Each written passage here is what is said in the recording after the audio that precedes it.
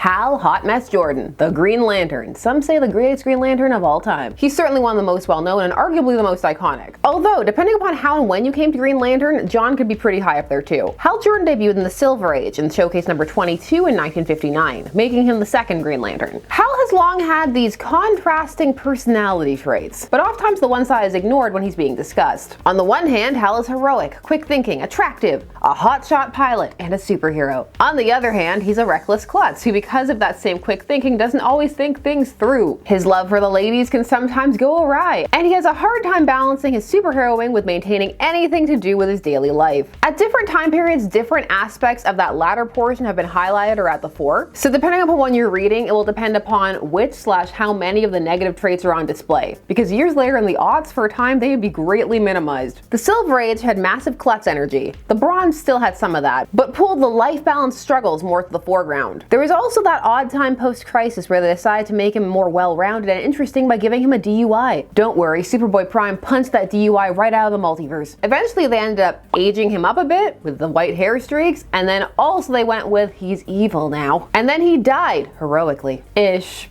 Redemption death. And then he became the Spectre, and then in the mid-2000s he came back to life. And at the start of his resurrection, it was very much the aggressive, Hal is amazing, he has no flaws, how dare anyone, especially Batman, think otherwise.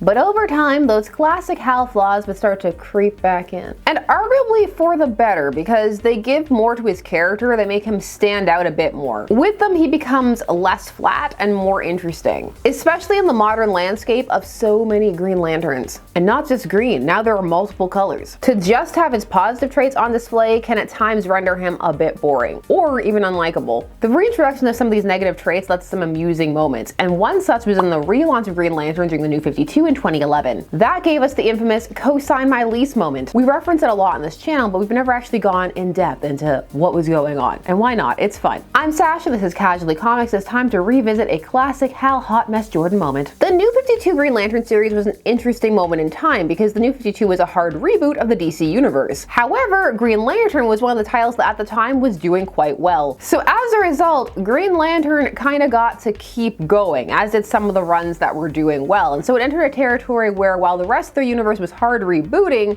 things were kind of staying the same over in Green Lantern, but it had to restart. So something needed to be different, a new status quo anyway, because everything's changing. Now, Green Lantern number 1 from 2011 is very similar to Green Lantern number 1 2023, which some people say is similar to Top Gun Maverick. It was looking at the Dawn of DC 2023 Green Lantern that prompted this video. There are just so many similar beats that I thought it would be interesting to also look at them while we're doing this. Now, Green Lantern number 1 2011 edition, New 52, is by Jeff Johns with art by Doug Mahnke, inks Christian Alamy, and Tom Nguyen, colors David Barron. This issue is more of a Sinestro issue, or at least it was promoting itself as such. He's even on the cover. The arc has his name. There's no bad boy leather jacket Sinestro variant though. We have to wait till 2023 for that. At the start of this, Sinestro not only had a Green Lantern ring, but it was Hal's ring specifically. There are interviews from this time from John stating what he was trying to do with this run.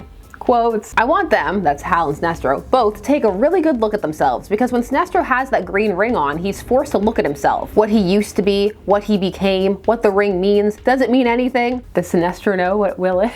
And the fact that the arc explores Sinestro having to go back to Kuragar to take care of the mess he made. Will he admit that he made a mess? How does Kuragar react to him as a Green Lantern again? Now, at the time, there were some concerns as to how much Hal was going to be in the book. Was he about to be supplanted from his own Green Lantern title? And this part of the IGN interview is pretty great, at least it amuses me. I'll share it with you. The interviewer says, I haven't read Green Lantern number 1 yet, so this might be moot, but with Sinestro taking center stage, how much of Hal will we see in the comic? To which Johns replies, yeah, read the book, ha. Says laughs. Yeah, I think you'll be surprised actually. It's one of the things we wanted to keep under wraps, that Hal was in the book so much, because it makes it more unexpected. Hal's role in the book is not at all what people would expect, and that's what the whole point is to the New 52. Our favorite characters and stories that you've never seen them in, or takes on them that you didn't quite think about. I really want to know what type of laugh that was. Was it genuine and genial, or was it cordial and kind of like, why didn't you read issue number 1? With all that said, Green Lantern number 1 New 52 edition is a rough issue for Hal. So in this issue, as mentioned, Sinestro has a Green Lantern ring again, but he doesn't want it. But the Guardians say the ring chose him, and no takesies backsies. It's his chance at redemption. And so off he goes to protect his sector, allegedly, but he's really off to do other things. But it turns out all is not as it seems with the Guardians. That's right, it's a shady Guardians plot. And then we hop to Earth with Hal, ringless. He's been gone for so long that everything in his life has fallen apart because he had no system set up to deal with anything like bills while he was away, so just everything's fallen by the wayside. His rent is past due and his landlord wants 3 months right now. Just right now. Cash monies. I want 3 months rent, Mr. Jordan, right now in cash. I don't have that kind of cash on me, Gary. Then grab your ATM card and get in your car. I don't have a car. I'll drive. But suddenly, Hal hears someone calling for help, a woman. It looks like she's being attacked, so he leaps from his apartment window on the 7th story across to the apartment on the other side, kicks his way right through the glass, shattering it, probably injuring several people, including himself. Are you insane? Oh, damn. It's a film set. That's so embarrassing for him. So much secondhand embarrassment. And it's all caught on 4K, so if anybody there wants to charge him or sue him, they have the footage. His heart was in the right place, but that could have gone better, and he could have thought his plan of action through a little better too. So Hal gets arrested, and Carol pays the bail. I was trying to explain to the cops why you jumped from a 7-story apartment building, smashed through a window, and beat up an actor. I couldn't see the camera crew. You're not Green Lantern anymore, Hal. You could have been killed. I'm fine. There is that interesting idea here that Hal is so used to being a hero, he not just misses it, but can't really function without it. It's really become who he is at this point, and he's not sure how to just be Hal. They're just getting that point across very dramatically. You could have had the same scene where he leaps over and is about to burst in, but then sees the film set and the film crew before, he shatters all the glass over everybody. But they can still see him and be like, what are you doing? Like, what's wrong with you? But that's not as amusing, and then he doesn't get to go to prison and be arrested. Although maybe, trespassing. We could have made it work. Hal wants a job, and he specifically wants the one he used to have at Ferris Air, but he's not demanding it. He says to Carol that he's just sad that she hasn't really offered yet. And she said she would, but he's uninsurable. But she also says that she can take him on at the company, but just doing something else, not flying planes. But Hal just wants to be remembered for the planes he flew, so no deal. Hal, people do things they don't want to do because they have to do them. Part of life, a big part of life, is just that. Most jobs are jobs, but your life doesn't have to be about your job. You're right, Carol. It's just been difficult adjusting. I know. The Guardians took my ring and discharged me for the same reason you can't insure me. I get it. Now somehow he manages to parlay this into a date. This is why you always have to max out your charisma stats. Although this scene very much has the energy of one of the variant covers for the Dawn of DC Green Lantern #1, where he's standing out there in the rain with the wilted flowers and Carol's there and she's turning the lock, and is she opening it or closing it on him? You decide. Now there's a brief Sinestro scene to pass time, so we don't just hop right to the date, but that's what I'm gonna do, because oh, what a date. So they're at this really nice ritzy restaurant, and Hal starts talking to Carol about, you know what, she's right. He needs to be more mature. He really needs to take that next step in life. He's ready. It's time to get really serious, but there's just one more thing. I never thought I'd be doing this, but I need to ask you something. Carol? Yes, Hal? Will you co-sign the new lease on my car? I love this moment so much. It's not just that he asked her to co-sign his lease, it's that she clearly thought that he was going to propose, and she wanted that. Why? Carol, you know what a mess this man is. You've seen it. You just bailed him out earlier that day. Their relationship is such a mess, but the moment keeps going. My credit report is shot. I haven't owned a car since I got the ring. That's why I asked you to pick me up tonight. Drink in the face. Sploosh. Liquid. Assault with liquid. Carol, I'm sorry. I didn't think asking you would be that big a deal. I thought you'd understand why I'm in financial trouble. I thought this is what you wanted me to do. Forget it, Hal. Wait a minute. You didn't think I was gonna ask you to, you didn't think that I was gonna propose? I know that word's scary to even say. Carol, you've been off planet so long, you're beyond out of touch with everyday life and people. Carol, wait. You drove me! This is my favorite moment of this entire exchange. It doesn't get as much play because you need all the rest of the moment to build up to it, but it's so good. Oh, I love the image of her thinking she's picking him up to go to this fancy restaurant that he obviously can't afford so that he can propose to her there. The fact that place looked very much like he was out of his league financially also makes me like to think that he dined and dashed, because he just walks home in the rain and it's very sad. Imagine sad music playing. When he gets back to his apartment, there's an eviction notice. He's locked out. Just everything that could happen this day has happened, and then who should be there to witness it? Sinestro, if you want your ring back, you'll do everything I say. Sinestro looks so done with him. It's like, oh, I can't believe I had to come here and get Hal Jordan. What a first issue. It has so many things. Oh, so many things. And probably per panel, you have either the same amount of Hal, if not more. So for anybody who was worried back in the day, you definitely got your Hal quota. This format of Hal's knocked down, has to pick himself back up, has become a bit of a go-to. And Dawn of DC also went this way under Jeremy Adams without Res Germanico. So how do we do it? Dawn of DC edition. Well, this one sees Hal back on Earth and the Guardians are missing. His sector, the one containing Earth, has been declared off limits, but he can't abandon the Earth. What little stuff he has is there. Unlike 2011, the story is told non-chronologically, so we're hopping forward and backwards in time. The now being Hal trying to pick up his life where he left off, get his job back, get Carol back, that kind of thing, but both have seemingly moved on. And the past timeline is Hal coming to the decision to be the Green Lantern again. It's one of those things where if you told it chronologically, it probably wouldn't have been